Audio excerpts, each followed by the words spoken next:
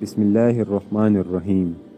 حضرت ابو صالح غفاری رحمۃ اللہ علیہ کہتے ہیں، حضرت عمر بن عاص رضی اللہ تعالیٰ عنہ نے مصر سے حضرت عمر بن خطاب رضی اللہ تعالیٰ عنہ کو خط لکھا کہ ہم نے یہاں جامع مسجد کے پاس آپ کے لیے ایک مکان کی جگہ محفوظ کر دی ہے۔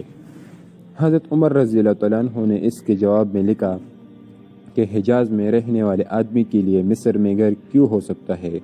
حضرت عمر کو حکم دیا گیا کہ اس جگہ کو مسلمانوں کے لیے بازار بنا دے۔ حضرت ابو تمیم جیشانی رضی اللہ تعالیٰ عنہ کہتے ہیں، حضرت عمر بن خطاب رضی اللہ تعالیٰ عنہ نے حضرت عمر بن عاص رضی اللہ تعالیٰ عنہ کو یہ خط لکھا، اما بعد مجھے یہ بات پہنچی ہے کہ تم نے ایک ممبر بنایا ہے، جب تم اس پر بیان کرتے ہو تو تم لوگوں کی گردنوں سے بلند ہو جاتے ہو۔ کیا تمہارے لیے کافی نہیں ہے کہ تم زمین پر کھڑے ہو کر بیان کرو؟ اس طرح مسلمانوں تمہاری ایڑیوں کے نیچے ہوں گے۔ میں تمہیں قسم دے کر کہتا ہوں کہ تم اسے توڑ دو۔ حضرت ابو عثمان رضی اللہ تعالیٰ عنہ فرماتے ہیں، ہم لوگ آذربائیجان میں تھے، وہاں حضرت عمر رضی اللہ تعالیٰ عنہ نے ہمیں یہ خط لکھا، ہے عتبہ بن فرقد، یہ ملک و مال تمہاری محنت سے نہیں ملا اور نہ ہی تمہارے ماں باپ کی محنت سے ملا ہے، اس لیے تم اپنے گھر میں جو چیز پیٹ بھر کر کھاتے ہو وہی چیز سارے مسلمانوں کو ان کے گھروں میں پیٹ بھر کر کھلاؤ، اور ناز و نعمت کی زندگی سے اور مشرکین جیسی حیت اختیار کرنے اور ریشم پہننے سے بچو۔ حضرت عروہ بن رویم رحمۃ اللہ علیہ کہتے ہیں، حضرت عمر بن خطاب رضی اللہ تعالیٰ عنہ لوگوں کے حالات کا جائزہ لے رہے تھے، ان کے پاس سے حمص کے لوگ گزرے۔ حضرت عمر رضی اللہ تعالیٰ عنہ نے ان سے پوچھا، تمہارے امیر حضرت عبداللہ بن قرط رضی اللہ تعالیٰ عنہ کیسے ہے؟ ان لوگوں نے کہا، بہترین امیر ہے، بس ایک بات ہے کہ انہوں نے ایک بلا خانہ بنا لیا ہے جس میں رہتے ہیں۔ اس پر حضرت عمر رضی اللہ تعالیٰ عنہ نے اس امیر کو خط لکھا اور اپنا قاصد بھی ساتھ بھیجا، اور اس قاصد کو حکم دیا کہ وہاں جا کر اس بلا خانے کو جلا دے۔ جب وہ قاصد وہاں پہنچا تو اس نے لکڑیاں جمع کر کے اس بلا خانے کے دروازے کو آگ لگا دی۔ جب یہ بات اس امیر کو بتائی گئی تو اس نے کہا، اسے کچھ مت کہو، یہ امیر المومنین کا بھیجا ہوا قاصد ہے۔ پھر اس قاصد نے ان حضرت عمر رضی اللہ تعالیٰ عنہ کا خط دیا، وہ خط پڑھتے ہی سوار ہو کر حضرت عمر رضی اللہ تعالیٰ عنہ کی طرف چل دیے۔ جب حضرت عمر رضی اللہ تعالیٰ عنہ نے ان کو دیکھا تو ان سے فرمایا، مدینہ سے باہر پتھریلے میدان حرہ میں میرے پاس پہنچ جاؤ۔ حرہ میں صدقہ کے اونٹ تھے۔ جب وہ حرہ میں حضرت عمر رضی اللہ عنہ کے پاس پہنچ گئے تو ان سے حضرت عمر رضی اللہ تعالیٰ عنہ نے فرمایا، اپنے کپڑے اتار دو۔ انہوں نے اپنے کپڑے اتار دیے۔ حضرت عمر رضی اللہ تعالیٰ عنہ نے ان کو اونٹ کی چادر پہننے کے لیے دی، جسے انہوں نے پہن لیا۔ پھر ان سے فرمایا، اس کنویں سے پانی نکالو اور ان اونٹوں کو پلاؤ۔ اور یوں ہی ہاتھ سے کنویں سے پانی نکالتے رہے یہاں تک کہ تھک گئے۔ حضرت عمر رضی اللہ تعالیٰ عنہ نے ان سے پوچھا، دنیا میں اور کتنا رہو گے؟ انہوں نے کہا، بس تھوڑا ہی عرصہ۔ فرمایا، بس اسی مختصر سی زندگی کے لیے تم نے وہ بلا خانہ بنایا تھا جس کی وجہ سے تم مسکین، بیوہ اور یتیم انسانوں کی پہنچ سے اوپر ہو گئے تھے۔ جاؤ اپنے کام پر واپس جاؤ اور آئندہ ایسا نہ کرنا۔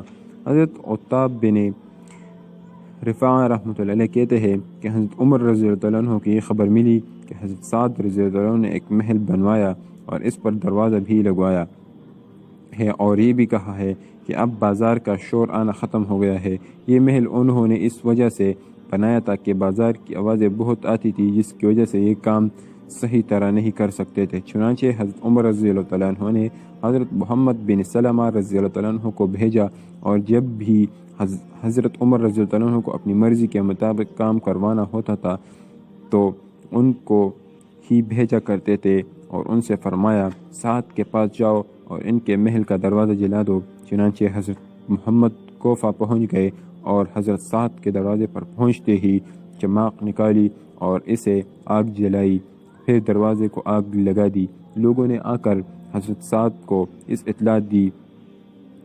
کی اطلاع دی اور آگ لگانے والے کا حلیہ بیان کیا تو حضرت سعد ان کو پہچان گئے اور ان کے پاس باہر آئے۔ حضرت محمد نے ان سے کہا اے امیر المؤمنین کو آپ کی طرف سے یہ بات پہنچی ہے کہ آپ نے کہا ہے کہ اب شور آنا ختم ہو گیا ہے۔ حضرت سعد نے اللہ کی قسم کھا کر کہا کہ انہوں نے یہ بات نہیں کہی ہے۔ حضرت محمد نے کہا ہمیں تو جو حکم دیا گیا وہ کر رہے ہیں، اور اب آپ جو کہہ رہے ہیں وہ آپ کی طرف سے امیر المومنین کو پہنچا دیں گے۔ حضرت سعد حضرت محمد کو راستہ کے لیے توشہ پیش کرنے لگے، لیکن حضرت محمد نے لینے سے انکار کر دیا اور اپنی سواری پر سوار ہو کر چل دیے اور مدینہ منورہ پہنچ گئے۔ جب حضرت عمر رضی اللہ تعالیٰ عنہ نے ان کو دیکھا تو فرمایا تم بڑی جلدی واپس آ گئے ہو، اگر ہمیں تمہارے ساتھ حسن ظن نہ ہوتا تو ہم یہی سمجھتے کہ تم نے کام پورا نہیں کیا۔ حضرت محمد نے کہا میں نے سفر بہت تیزی سے کیا ہے اور آپ نے جس کام کے لیے بھیجا تھا وہ بھی میں نے پورا کر دیا۔ حضرت سعد رضی اللہ تعالیٰ معذرت کر رہے تھے اور قسم کھا رہے تھے کہ انہوں نے یہ بات نہیں کہی ہے۔ حضرت عمر نے فرمایا حضرت سعد رضی اللہ تعالیٰ عنہ نے تم کو سفر کے لیے توشہ دیا تھا۔ حضرت محمد صلی اللہ علیہ وسلم حضرت محمد نے کہا نہیں۔ حضرت محمد رضی اللہ تعالیٰ عنہ نے کہا نہیں، لیکن آپ نے مجھے توشہ کیوں نہیں دیا؟ حضرت عمر رضی اللہ عنہ نے فرمایا میں نے اس بات کو برا سمجھا کہ تمہارے لیے توشہ کا حکم دوں کہ اس طرح تمہیں تو دنیا میں توشہ مل جائے گا لیکن میری آخرت میں پکڑ ہو جائے گی، کیونکہ میرے ارد گرد مدینہ والے ہیں جو بیچارے بھوک سے مر رہے ہیں۔ کیا تم نے رسول اللہ صلی اللہ علیہ وسلم کو یہ فرماتے ہوئے نہیں سنا کہ یہ نہیں ہو سکتا کہ مومن خود تو اپنا پیٹ بھرے اور اس کا پڑوسی بھوکا ہو؟ حضرت ابو بکر اور حضرت ابو ہریرہ رضی اللہ عنہما اس حدیث کو مختصر طور سے نقل کرتے ہیں، اور اس میں یہ مضمون ہے کہ حضرت عمر رضی اللہ تعالیٰ عنہ کو یہ خبر ملی کہ حضرت سعد رضی اللہ تعالیٰ عنہ نے اپنا دربان مقرر کر لیا ہے اور لوگوں سے الگ رہتے ہیں اور اپنا دروازہ بند رکھتے ہیں۔ اس پر حضرت عمر رضی اللہ تعالیٰ عنہ نے حضرت عمار بن یاسر رضی اللہ تعالیٰ عنہما کو بھیجا اور ان سے فرمایا جب تم وہاں پہنچو اور تم کو حضرت سعد کا دروازہ بند ملے تو تم اس کو آگ لگا دینا۔ حضرت ابو درداء رضی اللہ تعالیٰ عنہ نے حضرت عمر رضی اللہ تعالیٰ عنہ سے ملک شام جانے کی اجازت مانگی۔ حضرت عمر رضی اللہ تعالیٰ عنہ نے فرمایا صرف اس شرط پر اجازت دے سکتا ہو کہ تم وہاں جا کر کسی شہر کے گورنر بن جاؤ۔ حضرت ابو درداء رضی اللہ تعالیٰ عنہ نے کہا میں گورنر بننے کے لیے تیار نہیں ہوں۔ حضرت عمر رضی اللہ عنہ نے فرمایا پھر میں اجازت نہیں دیتا۔ حضرت ابو درداء نے کہا میں وہاں جا کر لوگوں کو ان کے نبی کریم صلی اللہ علیہ وسلم کی سنت سکھاؤں گا اور انہیں نماز پڑھاؤں گا۔ اس پر حضرت عمر رضی اللہ عنہ نے ان کو اجازت دے دی اور وہ ملک شام چلے گئے۔ اس کے کچھ عرصہ بعد حضرت عمر رضی اللہ عنہ ملک شام تشریف لے گئے۔ جب حضرات صحابہ کرام کے قریب پہنچے تو حضرت عمر رک گئے یہاں تک کہ شام ہو گئی۔ جب رات کا اندھیرا چھا گیا تو اپنے دربان سے فرمایا اے یرفع، حضرت یزید بن ابی سفیان رضی اللہ عنہما کے پاس لے چلو اور ان کے دیکھو کہ ان کے پاس مجلس جمی ہوئی ہوگی اور چراغ جل رہا ہوگا اور مسلمانوں کے مال غنیمت میں سے لے کر ریشم و دیباج بچھا رکھا ہوگا۔ ان حضرات کے ریشم کو بچھانے کی وجہ یہ تھی کہ اول تو ان حضرات کا ملک شام میں قیام عارضی تھا، وہاں ٹھہرنے کے جو پہلے سے انتظامات تھے انہی میں چند دن ٹھہر کر انہیں آگے جانا تھا۔ دوسرے ہو سکتا ہے کہ اس کا تانا ریشم کا ہو اور بانا سوتی وغیرہ حلال دھاگے کا ہو۔ تیسرے اگر وہ مکمل ریشم ہی کا تھا تو بعض صحابہ رضی اللہ تعالیٰ عنہ صحابہ کرام رضی اللہ عنہم ریشوں کے بچھانے کو جائز سمجھتے تھے، البتہ ریشم کے پہننے سے کہ حرام ہونے میں کوئی اختلاف نہیں تھا۔ تم انہیں سلام کرو گے اور تمہارے ساتھ سلام کا جواب دیں گے۔ تم ان سے اندر آنے کی اجازت مانگو گے، وہ پہلے ہی پوچھیں گے کہ تم کون ہو، پھر تم کو اجازت دیں گے۔ چنانچہ ہم لوگ وہاں سے چلے اور حضرت یزید کے دروازے پر پہنچے۔ حضرت عمر رضی اللہ تعالیٰ عنہ نے کہا السلام علیکم۔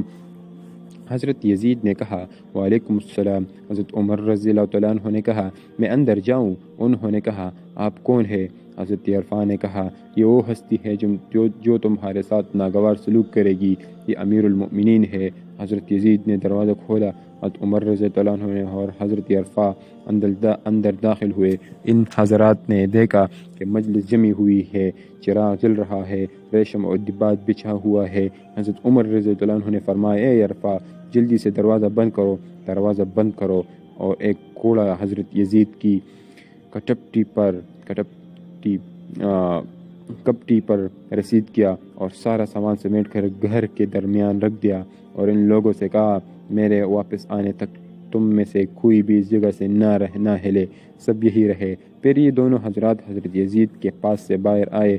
حضرت عمر رضی اللہ عنہ نے فرمایا، اے عرفہ آؤ چلے حضرت عمرو بن عاص رضی اللہ عنہ کے پاس چلتے ہیں اور ان کو دیکھتے ہیں، ان کے پاس بھی مجلس جمی ہوئی ہوگی اور چراغ جل رہا ہوگا، اور مسلمانوں کے مال غنیمت میں سے لباس بچھا رکھا ہوگا۔ تم انہیں سلام کرو گے، وہ تمہارے سلام کا جواب دیں گے، پھر تم ان سے اندر آنے کی اجازت مانگو گے، وہ اجازت دینے سے پہلے پوچھیں گے کہ تم کون ہو۔ چنانچہ حضرت عمرو رضی اللہ عنہ کے دروازے پر پہنچے۔